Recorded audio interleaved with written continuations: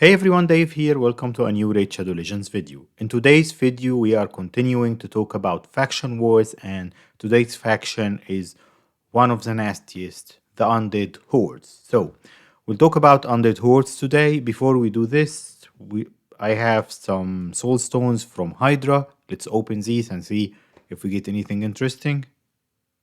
Epic. You're giving me good luck, guys. What's an Seneschal? I'm not sure if you're giving me good luck. He's a barely okay one. Okay, rare. Ah, no.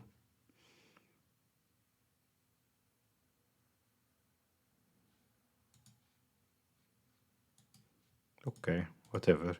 I'm really low on silver. I spent a lot of silver on tuning my Sand Devil team. Might create a video about this later on. Well, that's a good one to sell.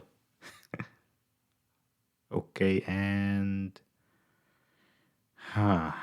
Okay, nothing exciting there. Let's buy these. What you can do, buy this, just pile these. Why I'm piling these? So with all of your currency from selling the bad soul stones, what I recommend, these are high risk, like if you like to gamble, these are the guaranteed ones. So what I'm planning for, like for example, if I see a 2 or 3 star soul stone for a champ that I have, I'll just buy it. So yeah, anyway, I'm piling these. So that's what I'm doing there. Before we talk about the Undead Hordes faction and dive into the details as usual, uh, Raid released an update today. It's really one of the big ones, changing a couple of things in the game. So I'll show you the video here and we'll talk about it for a couple of minutes. I always have on those longer videos the time codes below. So if you're not interested in the news, you just want the faction war part, just check the time codes and jump forward to this space, to this place. I'll only take a couple of minutes talking about the update there and what's in it. Okay, so first big thing, and I'm really excited about it, is that on the 18th of May, so in 8 days' time from the time of recording this video, you can see it here. Let's remove the captions. They are releasing on their official YouTube channel, Raid Shadow Legends verified channel, that series. It's going to be a full graphic series like the ones we're seeing on Netflix for other games. So I'm really excited about this one. We already know that Trade is very good with the graphics and the lore. The story behind the games that we see here and there is not bad either. So even like those videos they are releasing on Facebook and on their YouTube as well channel, they are well made. So this can be good. The only thing that I'm not sure about yet is the direction and the music. Is it properly direct? I heard they hired a big guy to do it. One Hell Hades probably talked about it before. But anyway, so that's very interesting for me. How would this benefit us as a community? They're giving us a bunch of free stuff that I'll show you right now, and a lot of new players are coming in. New players coming in, pumping some money here and there into the game. That means that they invest a lot. The game is can be like expanded. They'll keep building stuff, giving us free stuff. So yeah, it's good for everyone. And of course, new players joining the game. More people to watch my videos if they pick to choose to watch me first. So they are adding the lore, which is the champ stories, into the game here. So that's good. They'll add it eventually because we have 700 champs in the game. For people who like to read the background stories and link to them, that would be nice. I like to read, I like to watch movies and series. That's why I'm excited about the series. Let me know if that's of interest to you too. I might talk about here or there, what books I'm reading, what series I'm watching, and all of that good stuff. Actually, it's a series, it's a Netflix series that got me into playing Raid because of what I like to read. I'll leave this here just as a hint, but I'll create a dedicated video on this maybe when we hit 1,000 subs. So they'll put the lore into the game. Uh, what else? So what they are saying, again, more about the lore and the background story and all of that good stuff. They are really good with graphics. Okay, so in the next patch, the patch is here. So this might appear in game today or tomorrow. Yeah, it's visible on the screen. They'll just add an icon or whatever to everything related to the series and the Call of Arbiter events. And they will give us a lot of free stuff. So that's what's interesting to you. So you see here, you share stuff on Facebook or whatever, and then you gain some freebies, which is good. Next, the good thing here. This is a Lego dwarf, and that's not my discovery. Ash predicted this. Go watch Ash's video. I'll link this video, Rachel Origins video, in the description of this one below, with all of the other previous faction war ones. So if you're looking for a specific faction, all the ones released will be in the links below, and I'll keep adding to them as we're releasing those videos. So we'll get some Lego and some epic perception gear. Great stuff there. And then on the 7th day, we'll have a Lego dwarf. The new Forge pass is coming. If you're spending a bit into the game, that's the set that's going to be in the Forge pass. What it will give you: 10% speed, 40 resistance, 2 pieces. So if you have 6 pieces of these, you'll have 30% speed, if I'm not mistaken, and 120 resistance. That's a very solid piece for revivers, healers, arbiter, anyone that needs to go fast and support the team. So yeah, that's really good. If you're spending a bit into the game, the next Forge pass would be a good one to spend on. Okay, quality of life improvements. That's another big one. They are adding team filters, but this is what's really impressive here. Gear selling filter. Be very careful with this. This might be already in game right now. Let's actually check it. So if we go here, because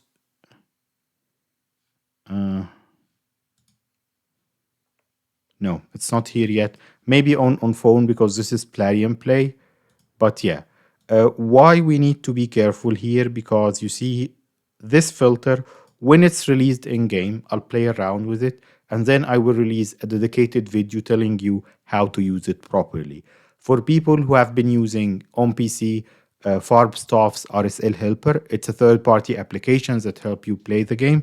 They are familiar with a version of this, but yeah, be very careful here, because what they are saying: choose the gear you wish to keep. All other gear will be automatically sold. So if you click on accuracy and confirm, you forgot to what this does, everything else will be sold. So be careful using this. I'll figure it out and release a separate video telling you the best ways of using it and any pitfalls to avoid there. So that's the filter. It's really good. Great quality of life enhancement. This is something like HH Gear Optimizer for those who are playing on phone and don't use it on their PCs. Because basically what I'm telling the game here, again, I'll release a separate video on it when I test it enough, is that you're telling it, show me all the gear with speed substats arranged in a descending order. So the pieces at the top would be the ones with the highest speeds in the substats, making gearing champs much easier. So that's great. Hiding those. Grazor, our next OP champs. I was very excited to talk about him in my previous video. This guy is the lottery. He's the new meta. Okay. And the new champs. So basically, that last part of the video is why Ash was predicting that the last one is going to be that Lego dwarf that they will give us for free. So you see here they are displaying like the champs that will be into that trailer. I think we just missed him. Okay, let's just play it. So you see that's Elaine, and that's him. Maybe it's an Easter egg. That's Ash Discovery, not mine. So go support his channel as well. That character is not in the game right now, and with the axe he's holding, he fits that silhouette. So yeah, that's the update there. Let's now go back to talking about faction wars. If you're here for faction wars and you skipped what I just said, so welcome back. Undead Hordes. So what we're talking about here. This is one of the tougher factions to beat, but it has a lot of options still. As usual, we'll go through the whole faction, telling you what champs you can use for faction wars. and then we'll go through my runs, my budget teams, and all of that good stuff. So there are some OP Legos in this faction. There are actually too many Legos in this faction compared to the others. If you have Sifi, basically you won faction war. Don't continue watching the video. Just close the video now. Use Sifi with anyone else, and you won it anyway. So Crypt King Growl, I think he's usable. It depends, of course, on who you have. So AoE 100% HP burn, that's always useful for the boss and the waves. AoE freeze, yeah. So Crypt King Grawl, there are some videos of him soloing stuff because he applies HP burns and freezes. He can be really good there in life steal or in regen set, so he can help you there. Rotos, one of the hardest hitting damage dealers in the game. If you have Rotos, you use him. Saito's a damage dealer. Guys is a sleeper here. So I remember Brandon, one of my teammates, when I wanted to beat that faction and I didn't have that many Legos back then, he recommended guys and he's the one who got me through. Okay, so this is, so he blocks active skills. Let me see here. No, this is not the one. This is what I'm talking. Okay, this is what I'm talking about. If I remember correctly, first of all, he's HP based, so he got loads of HP, so he can survive easily there. Give him accuracy. When he hits the Valks in the second wave of stage 21, he puts one target skill on cooldown and then any other champs that are the same on the same wave. So basically, use that skill. He's the right affinity, his strong affinity versus Valkyrie. So he'll put her skill on cooldown and the other two Valks there. So he just avoided those massive Valk shields and them disturbing your team. Removing two random buffs, also good for the Valk waves. Blocking active skills. He just has the right kit for faction wars. So you can use him as 50 with enough accuracy and he'll help you pass that. Morrigan was a fusion and I did recommend you going for her because basically she's boosting the team speed, heal reduction, fears, all good stuff. She is great for speed boosting and controlling the waves, so a good option. Skartosis also is a hard hitter, if I remember correctly. Removes the buff, so he sort of removes the buff from your team, and he does attacks all enemies. So, good. Skartosis has an AoE A1. I didn't remember that going into this. So, he's a great candidate at 50. You don't need to upgrade him in a stun set. Fast in a stun set, he'll keep controlling the waves. So, he can be your tool to pass through like stages 19, 20, and 21 for the waves as well.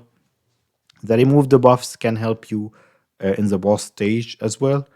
Battle, one of the old OPs of the game, inflicting more damage if the target is on poison. He heals the team, he puts poisons out, AoE hit, good in a stun set, good in relentless, good in any set basically. So yeah, Battle, one of the best support in the game. Blood Gorged, strong damage dealer.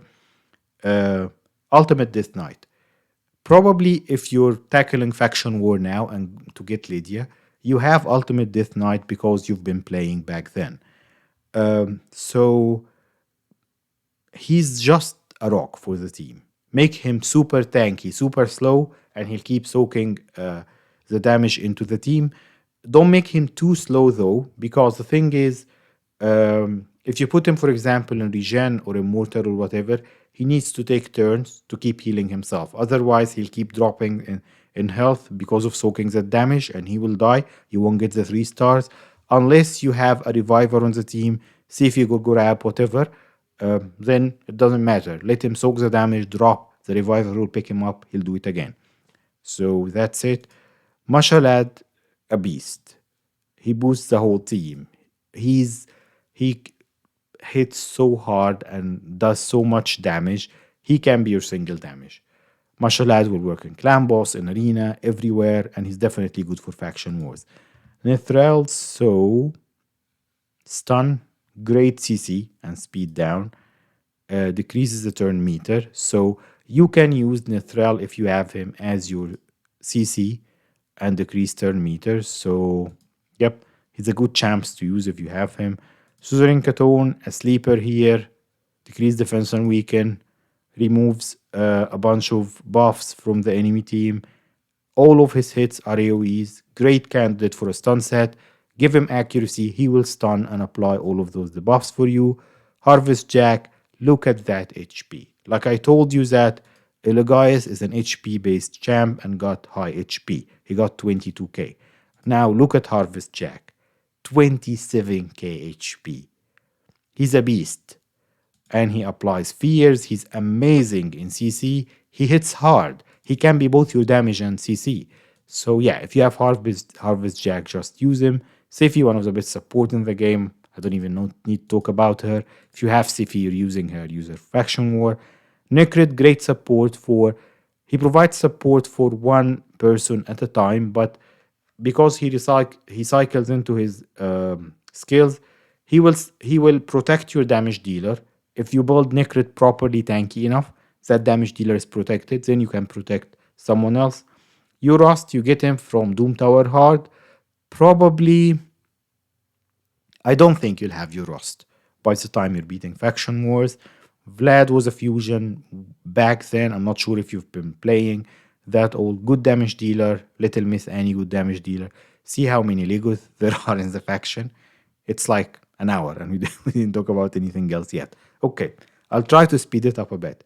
Going into the epics, this faction actually has less epics than Legos. Okay, good job, Plarium, on that. Anyway, we'll be fast here. Gorgrab, turn meter boost, and your reviver.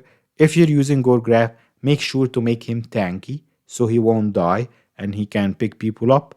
I'll show you why because of what the boss does there. Seeker, turn meter booster. His passive provides defense up and he's a good damage dealer. If you have him built for a clan boss, same build will work perfectly for Faction Wars. Catacomb Counselor and Dark Aethel. Now, Dark Elaine is a great damage dealer. If you're using her for Dark Phase strategy, for Doom Tower Hard, or for the epic, there is an undead epic room in Doom Tower Hard. I made a video about it a while back. Go check it out. So if you build her, she's a great damage dealer. She's a guaranteed Logan champ, so you'll definitely have her. Just use her. Husk, he can apply. Those stuns can be useful as control there. And you might be building him for Hydra as well anyways. So Dark Arena and Husk are good options there. Mausoleum Mage, he's great support. He applies so many buffs. That's why he's a natural companion to Seer in dungeons, not here of course. And he does that cleanse and heal. This is a very strong cleanse and heal. So Mausoleum Mage can be your healer and supporter there. Vogoth, the tank. I love Vogoth. You hear me talk about him a lot. That passive, just make him dead slow in a curing set or immortal or shield or whatever. But curing is my preferred set for him. And he will keep healing everybody. You can give him accuracy so he can apply his provokes, but his main job is this. He's keeping the whole team healthy. All of the boss hits in Faction Wars, well, not all of them, but most of them are AoEs, so he'll keep healing everyone. Anax is a good damage dealer. If you have him built for Clan Boss, you can use him there. So if you're using Frozen Banshee in your Clan Boss team in Lifesteal, same build will work. No worries there. No other rares to talk about. Seducer can provide some support if you need to use him. If you need a solution for the waves, so there was a very old strategy before we have so many champs. Look at this. Stitched Beast can control the Valks because simply he decreases turn meter by 100%. And this is on a 4-turn cooldown. So basically, if you're lacking all other support options, you can drop a couple of Stitched Beasts there and then just beat Faction Wars and be done with it. Yeah. But my preference, he's not worth it. Any of your AoE champs here, just build them in a stun set and that's it. So that's it for the faction. Now let's go see the runs, and finally we will talk about we will just showcase uh, the gear. Okay, so still recording, that's good, that's my team. I'm checking, as always, I'm checking stage 19 and 20 to see what's happening there. So this is the Thessalia Thanocel waves that you're familiar with by now. This is the nasty waves that keeps healing each other. What's your way around this? Vogoth, Mashalad, whatever, keep them CC'd. Put fears, put provokes, put freezes on them. Important thing is that don't let them take turns and heal each other and pick on them one by one. Okay, so of course I ended the battle there. Did I replace the team with the budget one? What did I do there? Oh, no, I just moved. So I didn't show, but just provokes from your Vogoth or whatever. And that's it. Okay, so stage 20, what to take into consideration. You have a Warlord and a couple of Man Eaters on wave 3. You need also to keep them controlled, otherwise, Warlord will put your skills on cooldown, so you'll only be able to A1. Man Eaters will put block debuffs and unkillable on the team, and those long beards hits hard and they will just do ally attack on you. So this wave need to be controlled. Again, same thing I was saying about Dark Elves on the previous video. I didn't care that Mashallah failed because now I have my Reviver, good grab in the team. These waves need to be controlled. Whether it's the Thalia wave or this one, if you keep them provoked, frozen with fear, you have nothing to worry about. Okay, so let's do this. And I'm just trying to think about what budget team I can have here. I'm just trying to make my team less OP. So how did I do that? Okay. I'm thinking about who else. Okay. I could have used Frozen Banshee or Dark Lane. They are properly built anyway. But why I'm using these options? Because if you have Husk, if you probably you have UDK, and if you have Seeker, they built them anyway. The rock of this team, these two, Vogoth and UDK, are protecting the whole team. So they are even protecting my Gorgorap with my Reviver. You see here, again, same strategy. The Martyrs can hit hard and can apply Provoke, so you want them CC'd if possible. And then, but there is not much danger in that wave 1. Let's go into wave 2. Undead Horde was the last faction of beaten to get Lydia, because I didn't have that many champs back then. I think I used, so Vogoth for sure. I used Gorgorab. Who else? I don't remember back then. Badel, because I had Badel for a long while now. And I just kept trying and keeping everyone healthy. Okay, going into wave 2 of stage 21. You want to keep the Valks CC'd. Elanarel, is that Elanarel? I think he hits hard, and Warcaster will apply block damage. So if you can keep all of them CC'd, that's good. Seeker got provokes if he has enough accuracy. He can control one champ though. Husk got provokes on his A1, but he's weak affinity against Valks. So maybe I should have tried them with Elenarel or Warcaster. And then UDK got provokes on his A1 too. But again, he's weak affinity here. So probably because I didn't save my skills by A1ing before I beat wave 1, I'm out of my proper provokes, and then probably they'll just apply the shields and stuff. Yep. So they put the shields out. Thing is, my UDK is built for arena, so that's why I didn't worry about it. But I'll tell you, when we're going through the champ build, I'll tell you what proper stats you can survive with there, even if it's not my stats. So going into keep the Valks controlled, feared, provoked, whatever. Make sure your team is healthy with Vogoth, with Mausoleum Mage, with Gorgorap a little bit, with the continuous heals from UDKs. A3, is it? I think. And keep chipping at them. I'm fast forwarding just to save you some time there. Vogoth is great in keeping the team healthy because when he applies his provokes, he's forcing the enemy team to hit him. And when they hit him, he heals everyone. And he's too tanky. Like, look at his HP bar compared to the others. He's very tanky. He just won't fall. Okay. I want to go check the boss skills and tell you how it would go there.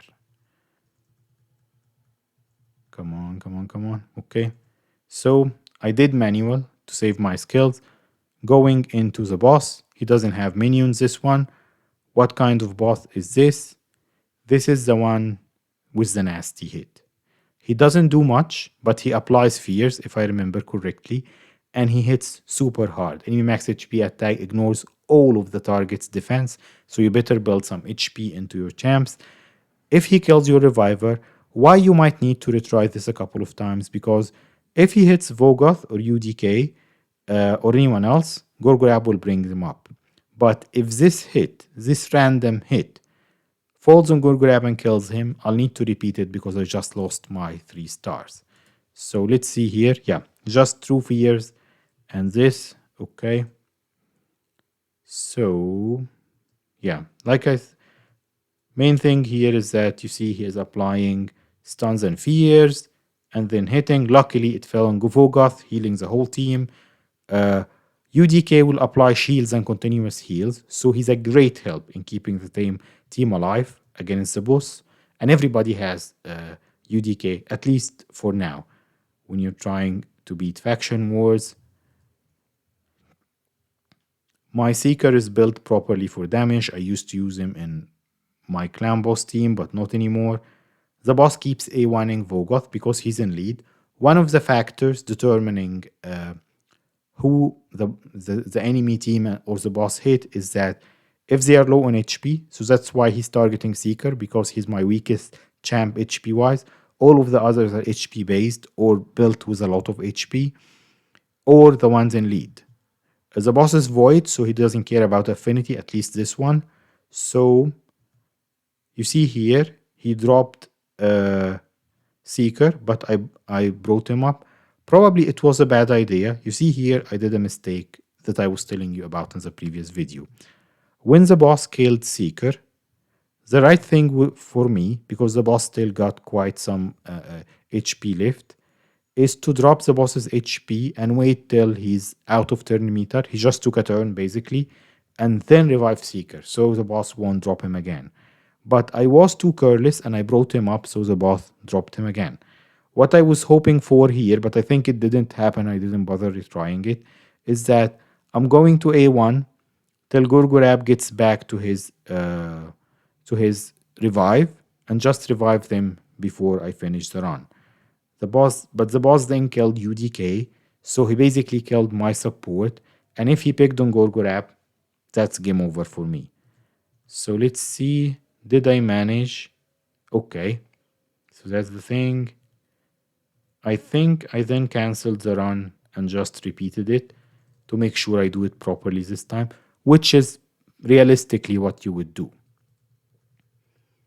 So we're going through it again.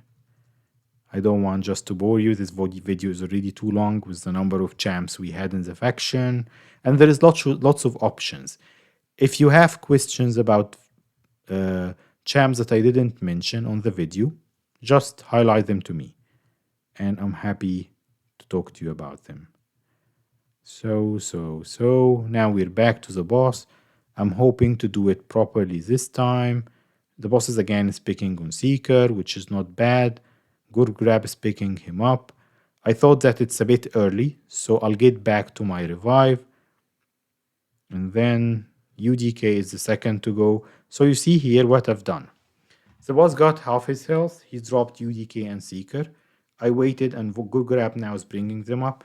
Why it's very important to keep UDK up, because when he's up, he's taking damage instead of the rest of the team, especially protecting my reviver. So Seeker again. What I'm thinking here is that by the time I'm back to the revive, the boss will be almost down. But then he killed UDK and now he's picking on my Gorgorab. So I think that might fail again. Oh, so I guess am I checking the builds now? Yeah, because at this point I thought that maybe he's not properly built, but I think that I wanted to glyph some more defense and HP into him. Uh, uh, my Gorgorab is in leftover gear, and I'm fast forwarding through this because I'll show you the gear after this. So, third time is a charm. I don't think I even 3-starred it here, but this is the reality. On that specific date that you want to beat stage 21, you move gear around, you glyph it if you can, you retry as many times as you need to till you get the 3-star. You only need to get it once, and then it's behind you. And Lydia is worth it. Max champs, do retries, spend silver in gearing them up. Lydia is 100% worth it. So, speeding through it. Come on, come on, come on. And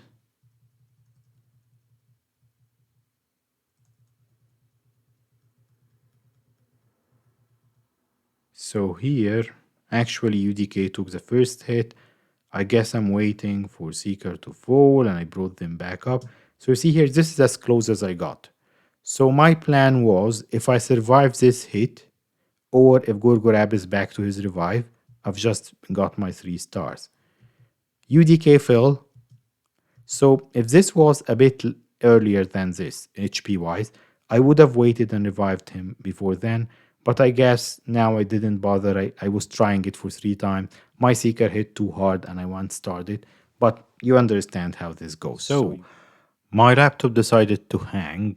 You've seen my camera going hazy in a couple of places with the video. Luckily, I've managed to save most of it, and you've seen what happened with restart. You keep trying, you'll get it. We're good there. Now let's go into the champ builds, which is the only part that we didn't manage to save from the previous video. So let me go here. And then we scroll down to Undead. Okay.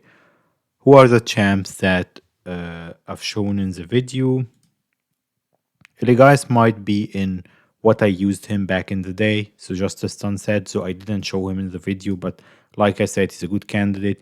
Very easy to pump him with HP, so he's tanking some of the damage there. 2.4k defense. 180 is okay, even faster. Important thing for him, the accuracy, because all you need is for him to apply those skills. I needed to fully book him because I was sick and I just wanted to get it done. So, Gorgorab. What do you need with Gorgorab? All speed, immortal regen. You need him to be tanky. Like you see, this tankiness didn't help him much, so try to give him like 65k HP, 3k defense, 250 speed is enough.